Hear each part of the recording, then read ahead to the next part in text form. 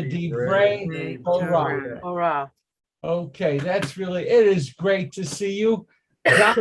Down here next to the water, it's foggy and gloomy. Is that what you got too? Yeah. We had a little rain even. It was what? Second day in a row, we had a little rain. Yeah, it's Where are raining you? here too. We're just north of UCLA in the hills. Wow. Canyons.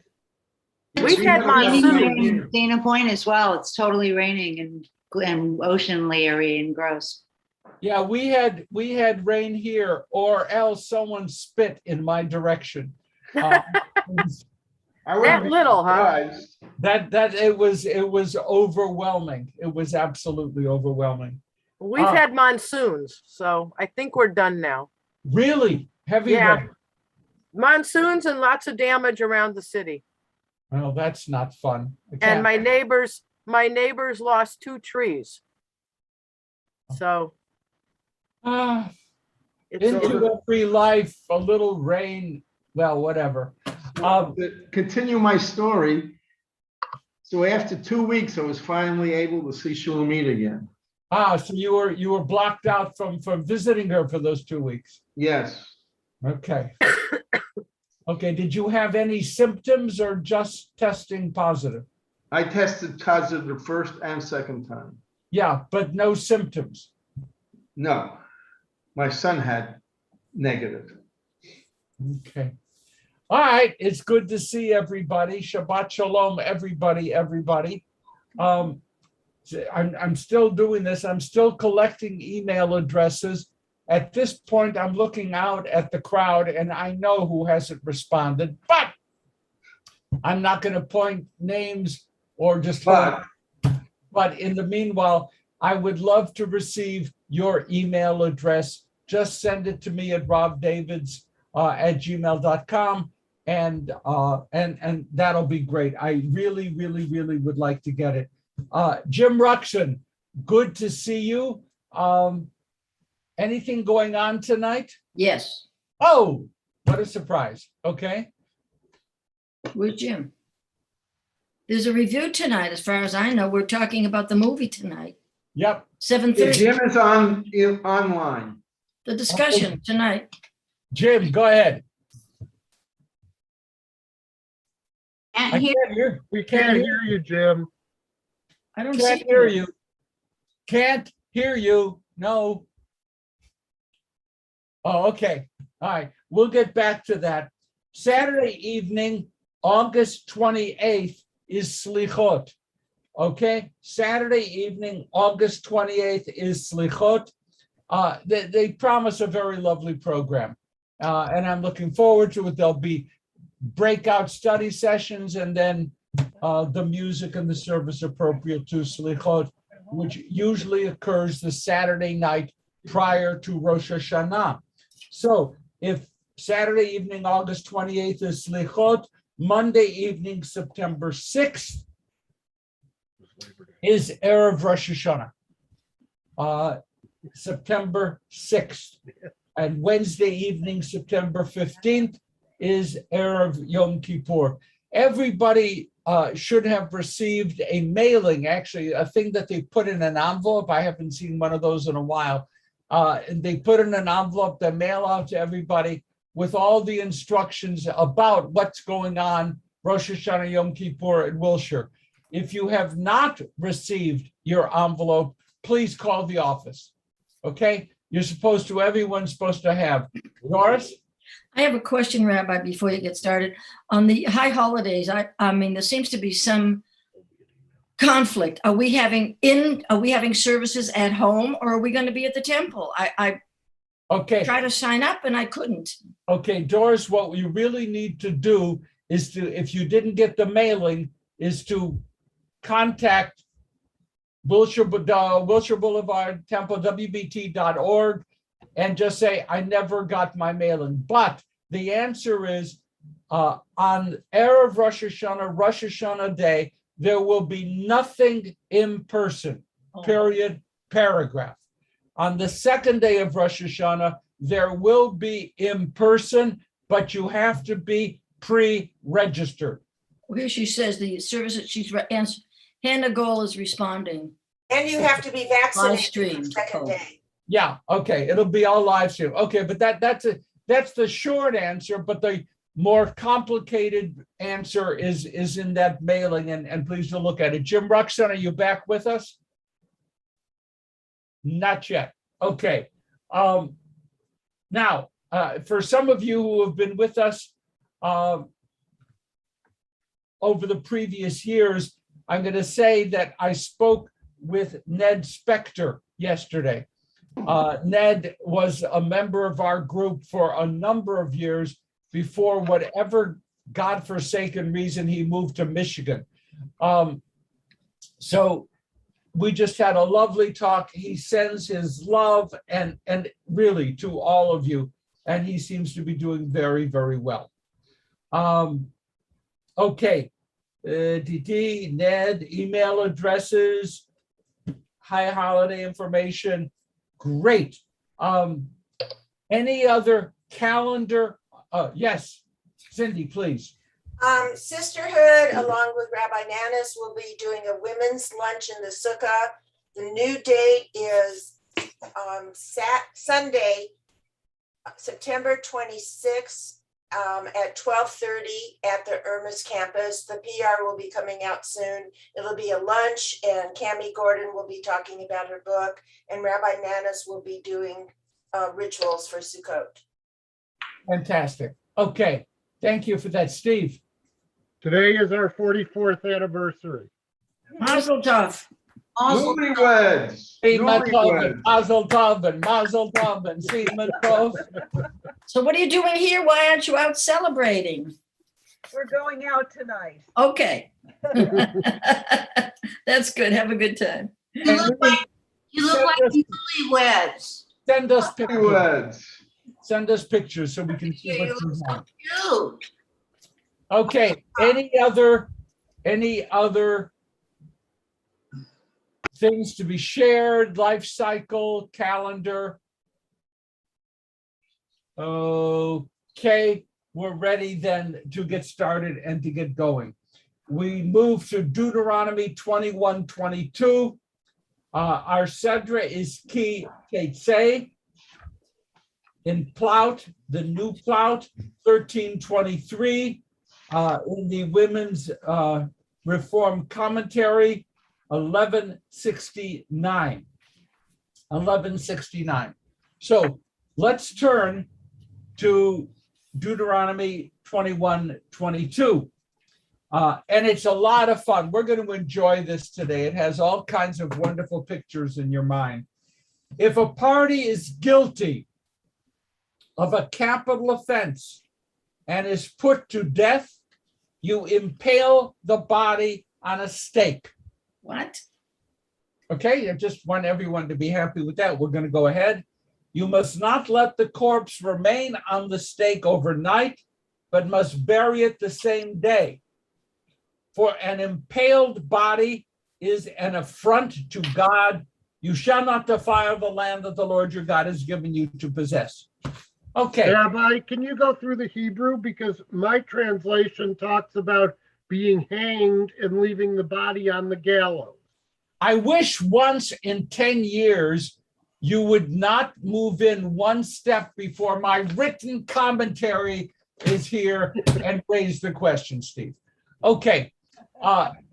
The impale translation is a contested translation. If you look at the Hebrew, Mishpat Mevo, who went for Talita. Talita, I would often translate as hung. The modern translations have it impale, and I kind of like impale because I like vampire movies and stuff like that, and the thought of having a head impaled on a fence or something is really nice. But it's a question, and I'm not able to answer it. You're correct that they're two different translations, and it depends. I think from what I remember from reading the Gemara and Sanhedrin and so forth, that it talks really about hanging. But we're going to have to leave that a little bit indefinite. Now, look, we are going to lidrosh simuchin. That's a really fancy category. Lidrosh simuchin means I'm going to find meaning for this verse by looking to what immediately preceded it. Okay? Simuchin is something close. It says if a party is guilty of a capital offense put to death, you put him to death and then you impale or hang.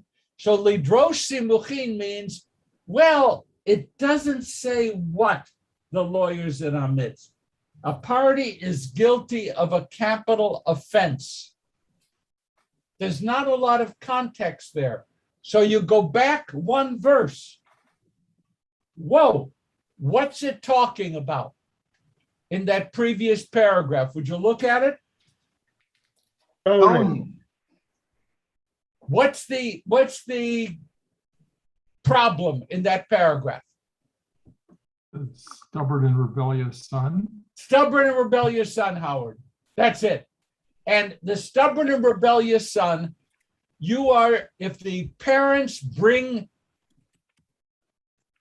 a young teenager, that's the age category, before the court, sitting in the gate of the city, and say, this kid of mine is stubborn and rebellious. He eats too much. He drinks too much. The court may rule that he be put to death. Now,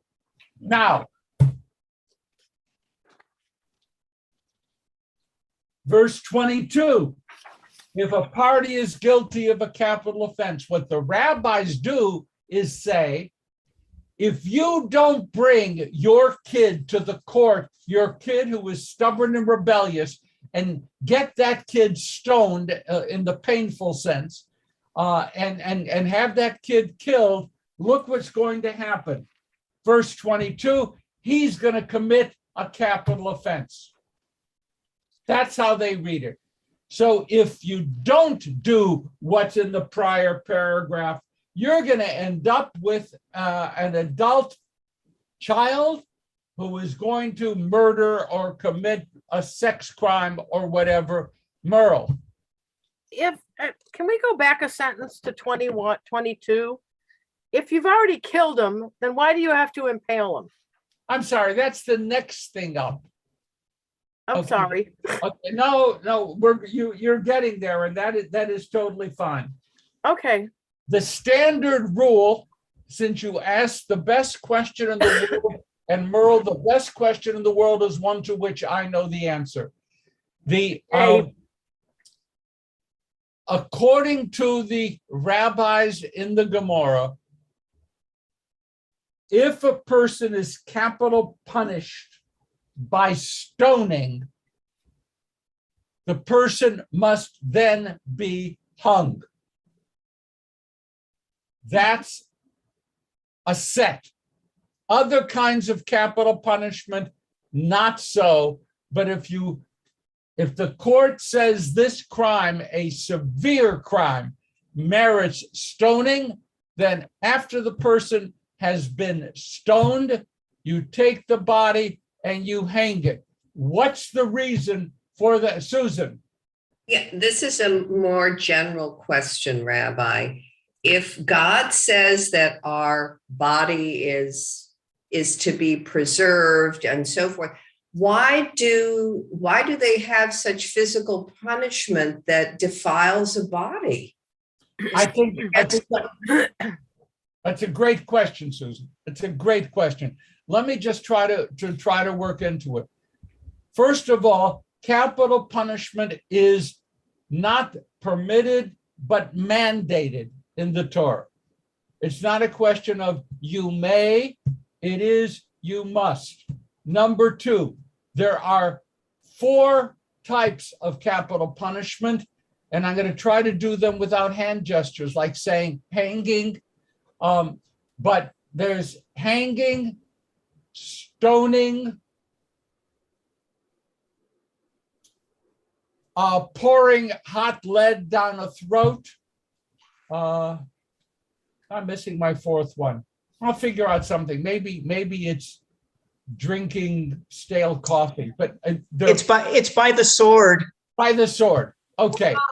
Thank you. I'm glad to have a specialist. Okay. So you have 4 methods. They are mandated, not optional, and they are to be applied, the different ones for different crimes.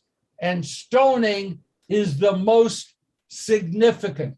If it is the most significant, or since it is the most significant, after the stoning, hang the body up as a lesson to everybody. Take a look at what happens to people who commit this kind of terrible crime. Now, the question Susan asks, wait a second, we're supposed to revere the human body, Tselem Elohim, the image of God. This is how we're supposed to treat a body. How can they permit capital punishment? In the Talmud, capital punishment is rendered moot. It can't be applied because the rabbis set up fence around fence around fence as to what has to occur before you can apply capital punishment. So by the time the rabbis are setting up these limits, capital punishment is required, but can't be applied because the conditions are almost impossible. For example, before someone can be convicted of a murder, you have to prove that the person immediately before the act of murder was warned that murder leads to capital punishment. So you got this guy running around the street shooting people. Just hold a second, please, sir. We would like to tell you that if you do this, you will be put to death, and then release the person to kill. If you didn't do that, then you can't apply capital. You understand, Susan? They make it impossible. Nevertheless, capital punishment is an ancient punishment, finds its way into the Torah. The rabbis find a way to get out of it. Who knows among us the one instance in 73 years in which Israel applied capital punishment? Eichmann. Susan, you know? Eichmann. Eichmann. Eichmann, yeah. What was the charge? I don't know Crime against specifically. crime against humanity. In other words, removed from the categories of Torah. There is no crime against humanity in Torah. This universal rule, if you will, in our world is applied, and they put him to death. But that's even with all the terrorist bombings and everything else that went on, no capital punishment is applied by Israel. Jim. Oh, wait a second. Ray had his hand up. And Okay. Jim, I'll get to you. Ray. Yeah. Thank you. And we've already moved on to more interesting things from my question, so we can be brief, but I do. Go ahead. Bore us with your question, Ray. Come on. Okay, it's a naive question, but sometimes I learn the most from the silly questions. So here goes. What you were saying about the rabbis of the Gemara putting if a man is guilty of a capital offense and is put to death, et cetera, in context with the preceding point about the wayward and defiant son and the translation I have. So my naive question, as someone who has barely read any Talmud, I'm sorry about that, it strikes me that the most straightforward reading of this text is to look at the structure of the text generally, which appears to be going back and back and back. Point. If this situation, then that. If that situation, then this. If you take the field against your enemy, if a man has 2 wives. So it seems to me that we're established in the structure of point, unrelated point following, and exegesis following each point. And then suddenly, for that one about the man guilty of a capital offense, why there and perhaps there alone are they saying, whoa, whoa, whoa, we have to look at what comes before when the others are happily, apparently divorced from each other? What went on there, and where do they get that, and what are they thinking? Okay, any other questions? Oh, I'm sorry. You again, thank you. I can answer this question. The rabbis who developed Mishnah, Gemara, the Talmud, developed a system of accepted interpretation. They have a list of things, like taking from a general and deriving a particular, taking from a particular and deriving a general. One of the things is to look at context and learn from context. They have a variety of stated, listed, accepted methods of interpretation. It's not haphazard, and it's not every person developed their own system. That's number one. Number two, the rabbis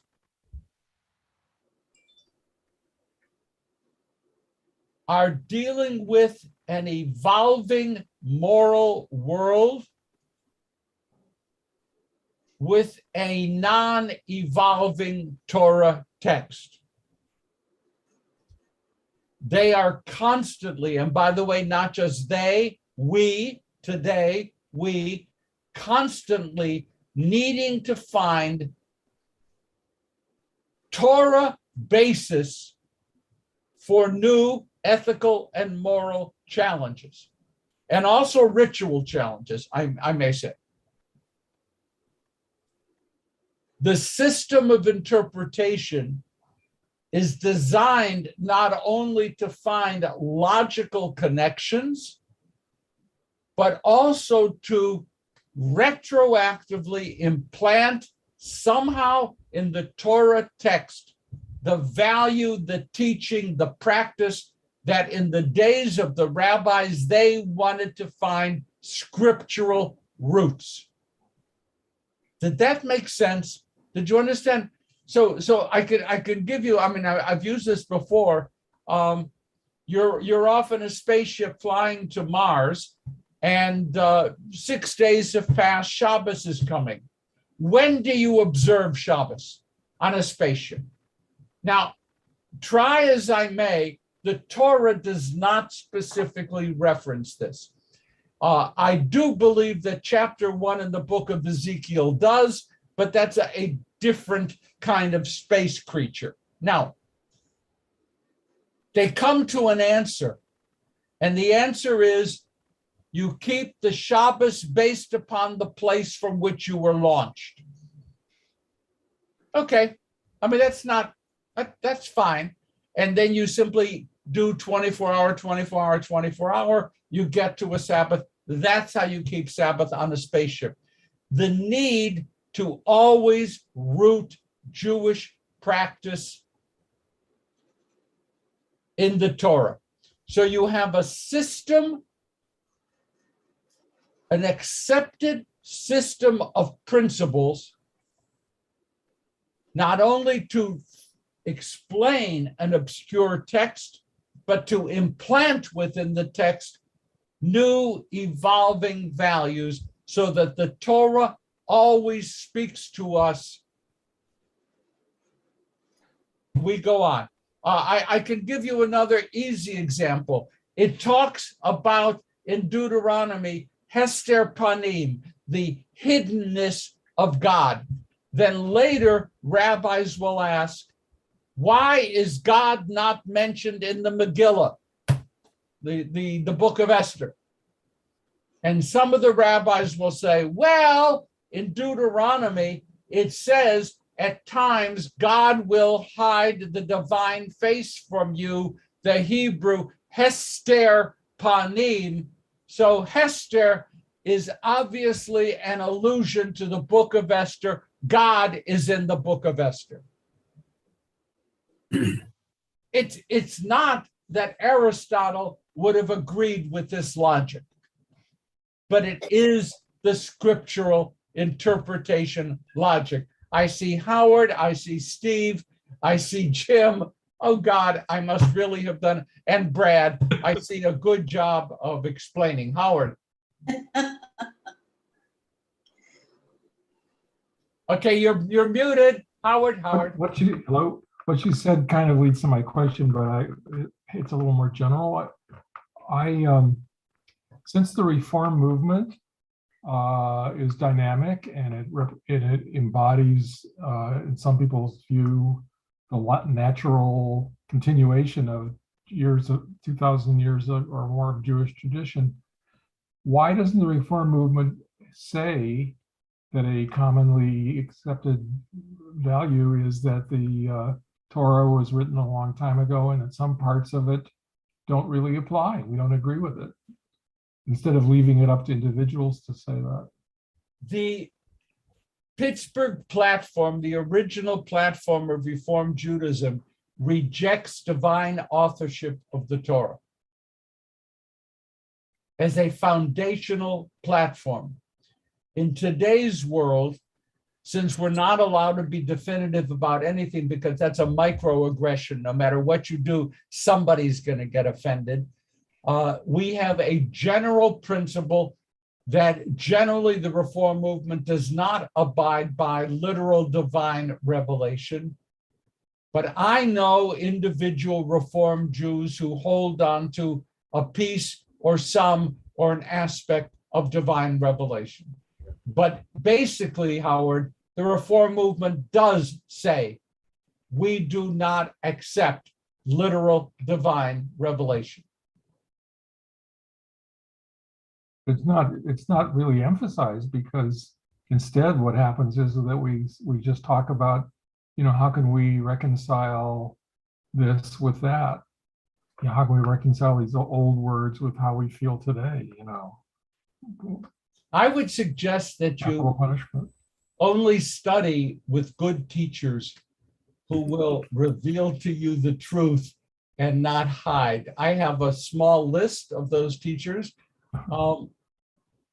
One of the problems we have, but this is such a big category, we're not going to do it today.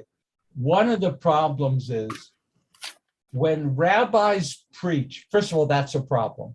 But thank you, Effie. When rabbis preach, they preach out of an expectation that they're talking from the Torah text without every time saying, we know that it's likely that this is a borrowed legend or reworked text, or the text is corrupt.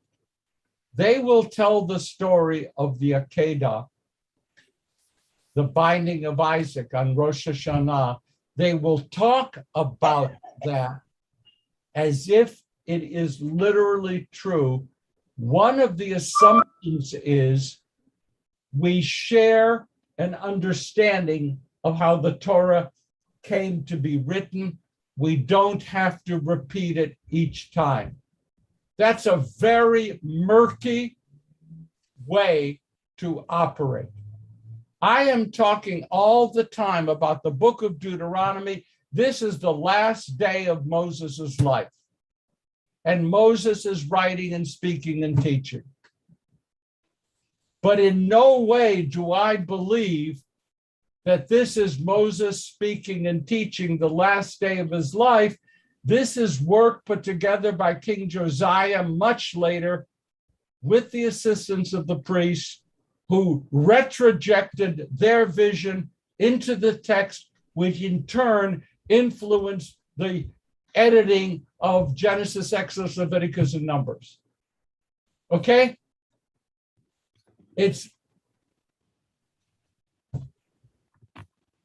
Tamara, can you bail me out on this? I'm trying to say something that affirms Howard's position, and also saying that when rabbis speak in public, we contribute to the confusion, but maybe necessarily so. Bail me out. I can't bail you out. You don't need to be bailed out. You're doing great. But I learned some language this week from Mark Brettler, who is a very fine biblical scholar. And he uses the terms thinking of the Bible as a source book or thinking about it as a textbook. As a textbook, I take it to be authoritative, telling me what to do and what I have to do. It's a resource book, which is how, as an academic, I would look at it. It is the accumulated wisdom rooted in a particular history of a people that, a book that allowed us to be a people all these thousands of years.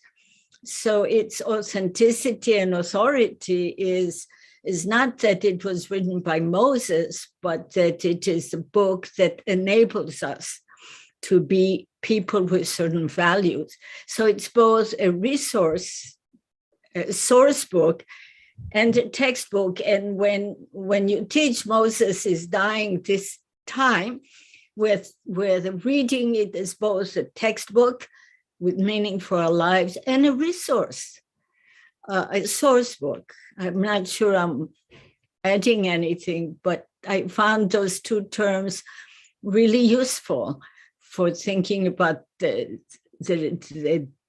two ways to approach the Bible in a modern sense as a Jew. Thank you. Thank you. We're going to move on, not because, Howard, it's not worth more discussion, but we just have to today. Jim. Okay, I have two questions. The first is, if this revisionism or implanting values in ancient text is accepted in the Talmud, the Mishnah, and the Gemara, where do the ultra-Orthodox stand on this issue? Aren't they strict constructionists? And my second question is easier. Has any nation or court ever invoked crime against humanity before Israel did so? And does it go back to the League of Nations and things like that? Okay, boy, I can't answer the second one. Okay. Israel did not invent crime against humanity. Israel utilized what was already in the United Nations or the international legal structure, but dating, I can't give you. I can't give you. Does it date from the trials, the Nuremberg trials? I cannot give you. The first part, there's one little piece that I did not make clear. The rabbis retroject values and deny that they're doing anything other than uncovering what is implicit. So they want it both ways. Did I say that? No, but that's the implication of what you said. Well, that also answers your question about the Orthodox. No way do they admit they are retrojecting. They are uncovering and bringing to light. Okay. Jim, you're mocking. They're bringing to light that which was always there. Well, it's a bit like the anti-vaxxer movement, where they say, "Oh, it's a toxin and it's ineffective and a hoax." They're in denial of what they're doing. Maybe it's not a great analogy, but it's like we've heard this kind of false counter argument so much in the last 10 years. It's disturbing. It's not just 10 years. I mean, to say, for thousands. Example, the Orthodox world accepts creation as scientifically correct. This is what happened. However, Jim, you don't know what the Torah author meant by Yom Rishon, Yom Sheni, first day, second day, third day. Don't you understand that day means 1,000,000 years? Therefore, there are no problems. Right. Okay, and okay, I'm going to go ahead, Brad.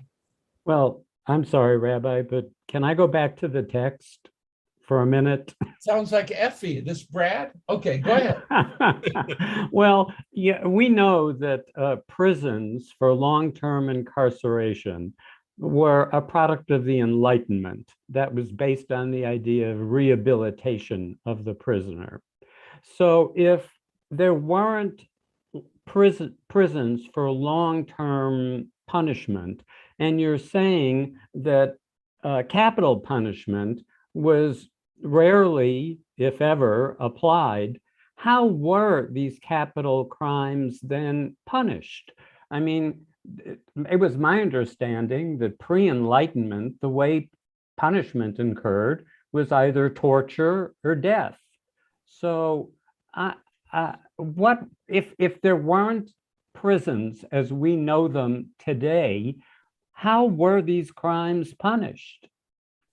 So there is a form of incarceration, and that's there are cities set aside where an unintentional killer, a manslaughter type person, would be forced to live for a time, maybe to the next Kohen Gadol dies or something like this.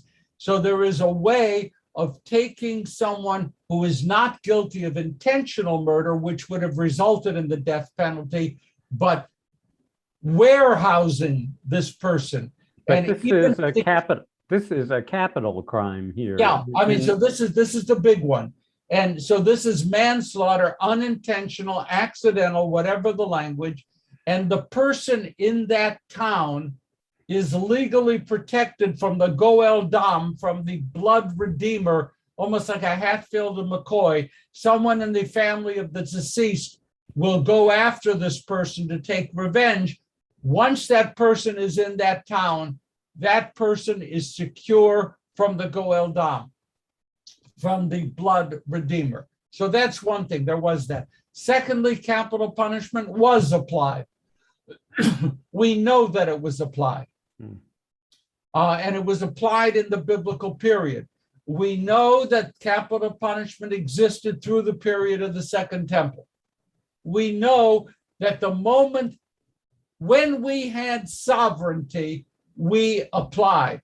When we did not have sovereignty, end of the temple, Second Temple period, there can't be any capital punishment because the civil authority was not the Jewish authority. Okay? And then you get into the rabbinic period, and that which was not frequent became impossible. Okay, so it wasn't a turn the light switch off, turn the light switch on. Again, capital punishment was applied during the, okay. So you know what? I have a feeling, just like that you want me to turn to 2 Samuel, chapter 21, verse 7, which just happens to address your question, and I just happen to be prepared, okay? So there you have, you don't have to go looking for it. It is verse 7 of chapter 21, 2 Samuel. King David spared Mephibosheth, the son of Jonathan, son of Saul. Remember, Jonathan was David's really, really close buddy, or better than that, a buddy with privileges, but we don't know that. In any event, the king spared Jonathan's son because of the oath made between David and Jonathan. Now, David felt compelled to kill the sons of Saul to establish his kingdom. I don't want to go into the details, it's a little more complicated. David turned them over to the Gibeonites, who were subservient to and allied with David. The Gibeonites impaled them on the mountain before the Lord, and they all perished at the same time. So David found a way to put people to death that he wanted to get put to death. It existed in the days of the Bible. Is that enough of an answer? Okay, there was another hand up, and I forget who. Steve. I actually have two questions and a quick comment. The first question is, you have to warn someone about the punishment. That's Talmudic. That's Talmudic. But I thought the Torah was read in the public square twice a week, and therefore everybody would be warned of the rules in advance. My second question is, we talk about God not being mentioned in the book of Esther, but if you go to the Apocrypha, God is mentioned in, for some reason, sections of the book of Esther that were taken out, and I don't know who or why they were taken out. And my comment on the Torah and interpretation is, we're not writing things from scratch for some moral purpose. I think if the Torah is either divinely inspired, written, whatever, and the source of our religion and belief, it was written at a time so people then could understand it, but we still have to respect the text and interpret it as a living document, or to me, it just loses all of its authority as a basis for why we have our religion and what we do. Okay. Number one, to knock off your second question of three, when you called for two, is that we're not going to get into the Apocrypha, and you are correct. But the point wasn't where it's mentioned. We're not talking about the Book of Esther now. All I was attempting to show how the rabbis use interpretive tools to answer challenging problems. That's all. That was just an example. So I'm not going to pursue. But yes, God is mentioned in certain versions of the Book of Esther. Yes. Secondly, the law evolved in seeking clarification, as does American civil law. When something is not clear, the court may rule it that way. The assembly or the Congress or whatever may then pass a law saying, oh, we really mean this. Nowhere in the Torah does it describe pulling the almost murderer right before the murder aside and say, by the way, you're going to end up stoned to death if you do this. That's not in Torah. That's rabbinic. And the purpose of that was to move the moral needle away from capital punishment, but to do it in a way that respects the integrity of the text. It doesn't throw the text out. It says these are ways, accepted techniques and tools by which we can dig into the text, drill down, and find what was missing, what wasn't clear. Third, let me talk about my favorite subject, and you know what that is, me.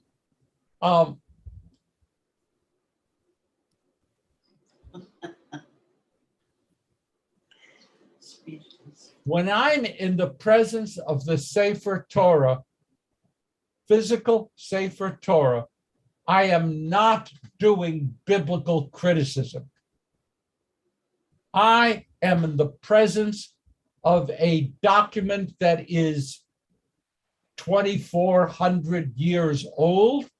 It is the foundational text for everything I know as a Jew. As Tamara pointed out, it is the text which made us a people without which we could not have been a people. It is, in my eyes, sacred. When I see a Torah scroll slipping so that it might fall off the table, my heart leaps into my throat. I jump to stop to make certain that doesn't happen. Sacred.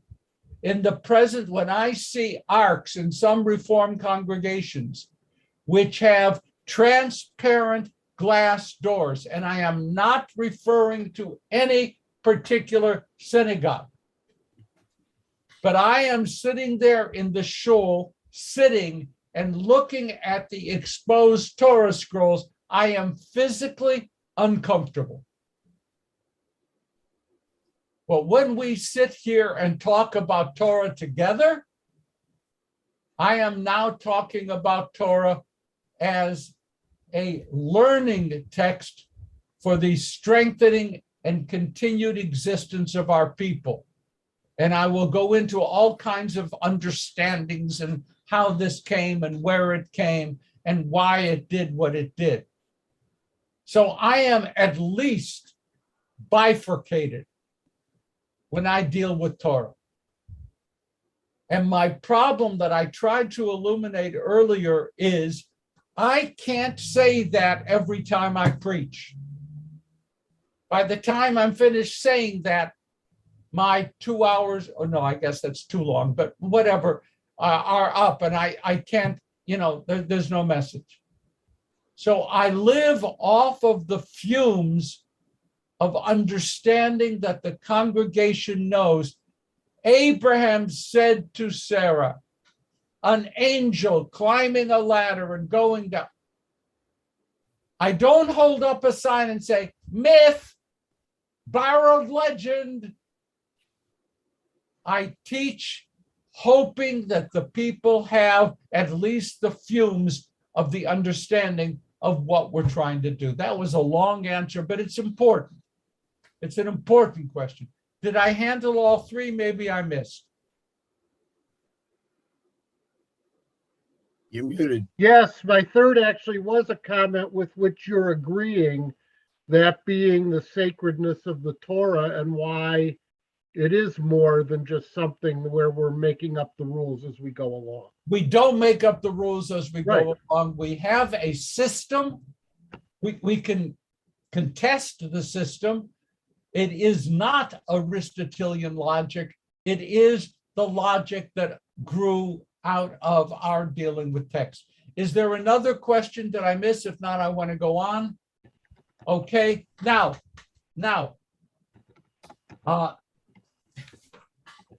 thank you, Kitty. You're a good girl. Go away. Look how it finishes up by saying, an impaled body is an affront to God. What is the reason for that? Why is that an affront to God? Why? Why does it say that? Seeing a body hanging, a hanging body, an impaled body, why is that an affront to God? Why do you have to bury it instantly? Because it's impure. Okay, we're going to get to that. And that's a good point. Effie. Yeah. I can't hear you. It's Harvey. Because we're made. I think that it's all people were created by God. So if even though God tells you to do something, he's still hurt that you are killing one of his creatures. Fine. Perfect. Yes, Harvey. We're all made. We're all made in God's image. So that gets back to Effie's point. Same thing.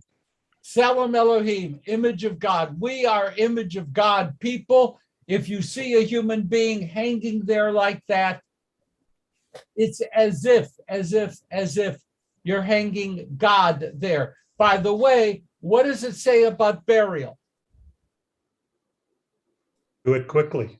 Do it quickly. Please understand that the tradition within Judaism to do it quickly is ancient, deeply embedded, and that definitely goes with it.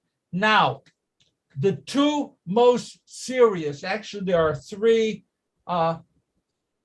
blasphemy, I can say that, and idol worship are considered to be the most grievous, along with sexual offenses that involve imposing yourself on somebody else.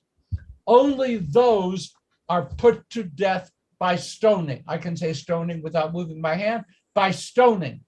And so the person stoned to death and then hung or impaled, has done the worst of the crimes in Jewish law. The worst. Idolatry, blasphemy, sexual assault. Now, Ramban Nachmanides taught, and I quote,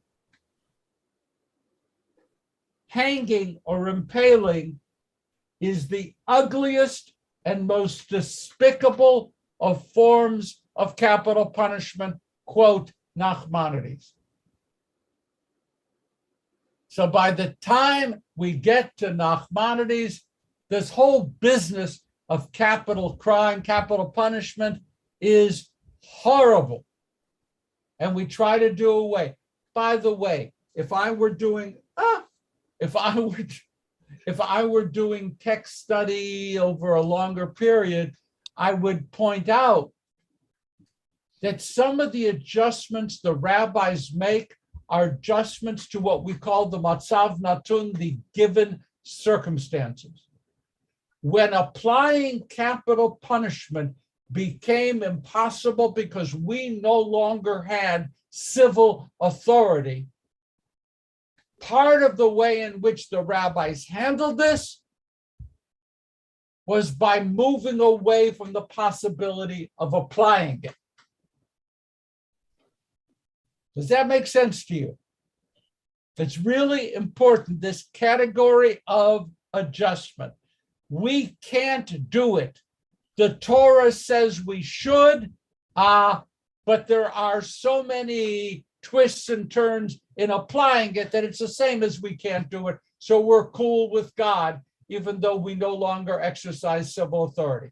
So that process is going on.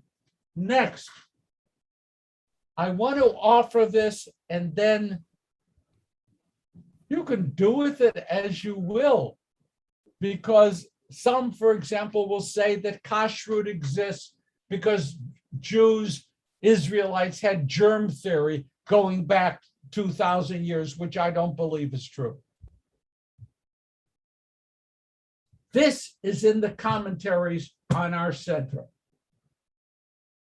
Contaminated air from the deceased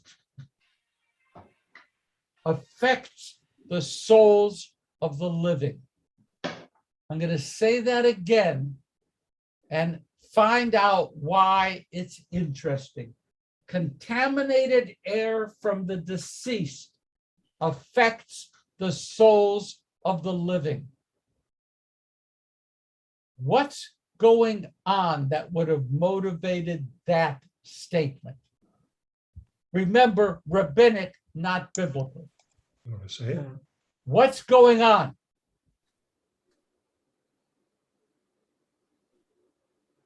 Steve? The spread of disease. Yeah, but specifically, go ahead, say it. I'm going to give you a big maybe. That's where I was headed, but I'm not giving you a big definite. No. I'm giving you a big maybe. Being near dead bodies leads to a bad physical effect on the survivors. It's an awareness that something spreads from a diseased dead body. And I find it fascinating. Lisa Beth.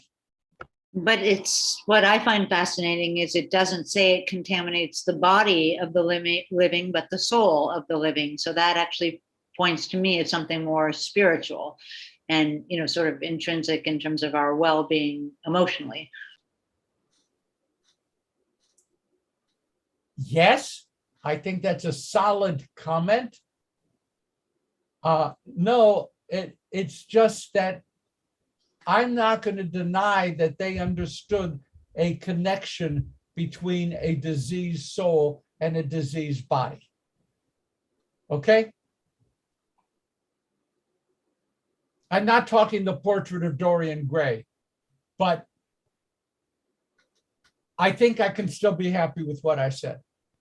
That impact on the soul You're seeing a person grow ill after being near the dead body.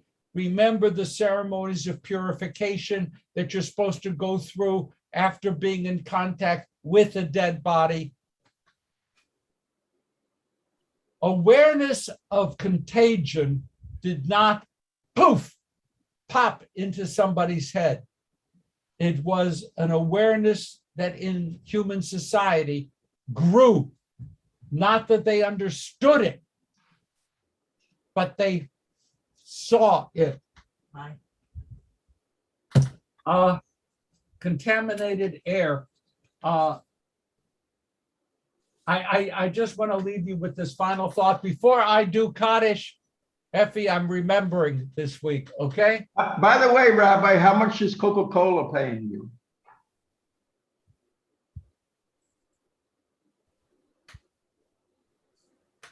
The Mishnah teaches that according to the opinion of Rabbi Eliezer, the corpse of a man is hung facing the people, while the corpse of a woman is hung facing the tree. Yeah, you want to see a rear end.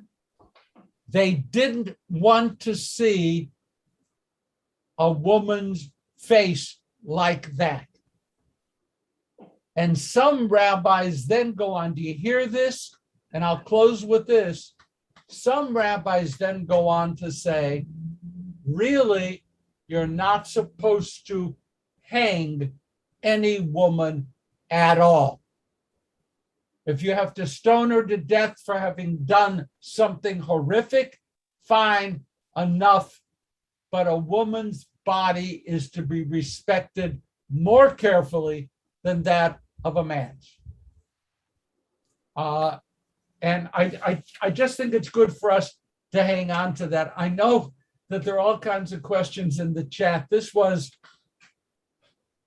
Brad, are you, yes? Is that your hand? Okay, Brad gets last comment before Kaddish.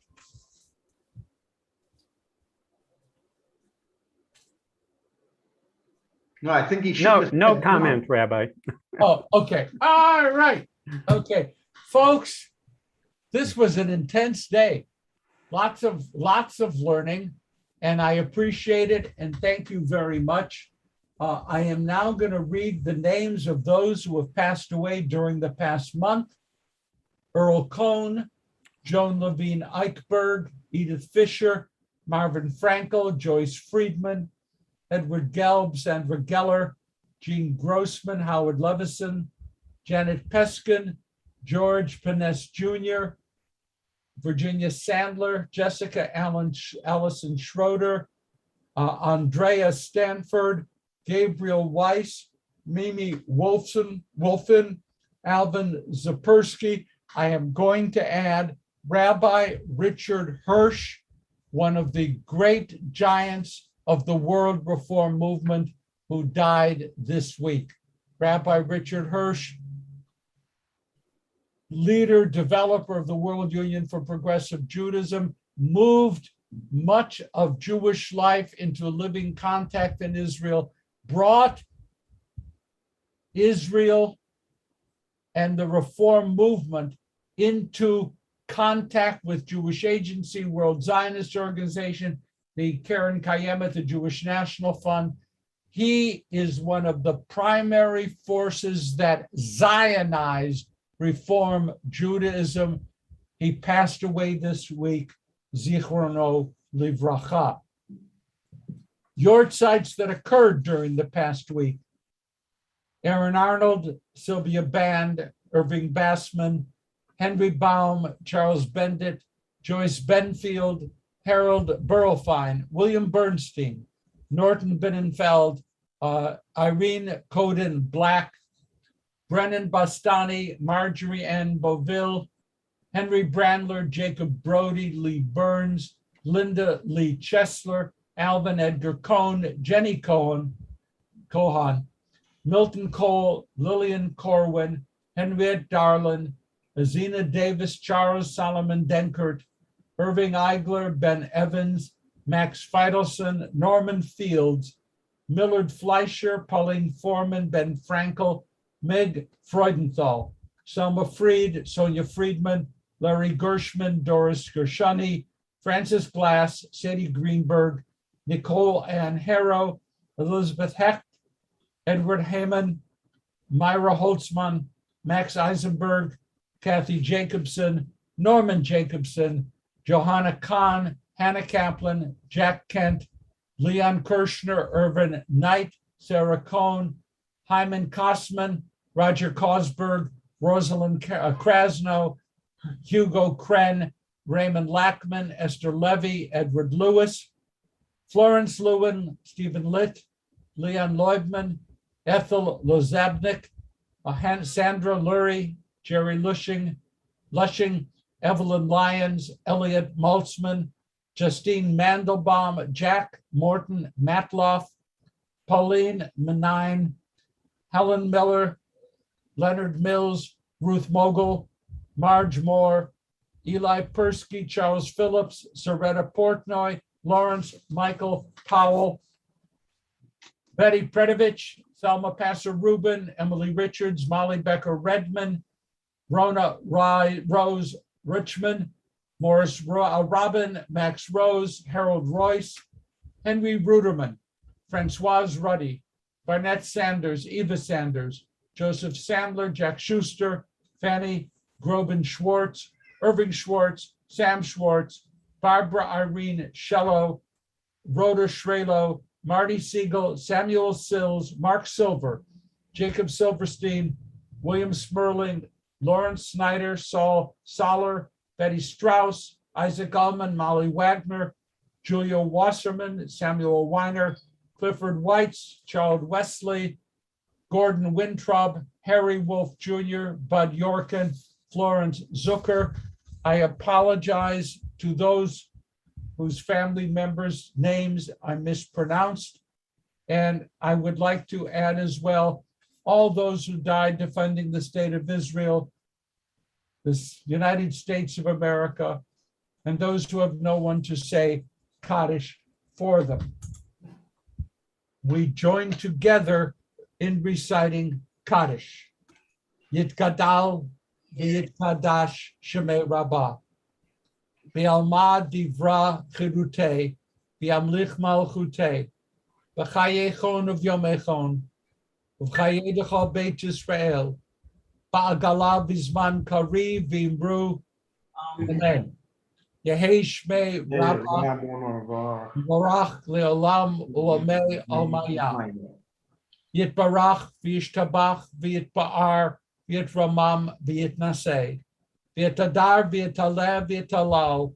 Shemei dekudisha barichu. Le'ela min kol birachata v'shirata. Tushbachata v'nechamata.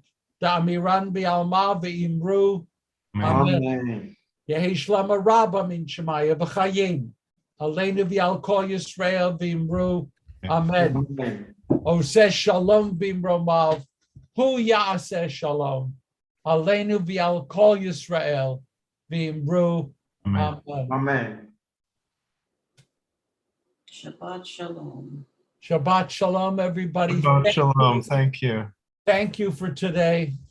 Thank you very much. Thank you, Rabbi. Thank you. Shabbat shalom. Thank you. Shabbat And thank you for shalom. saying Kaddish. Shabbat shalom, everyone. Shabbat shalom. Shabbat shalom. Have a beautiful week. Yeah, it should be, God willing, even with the fog.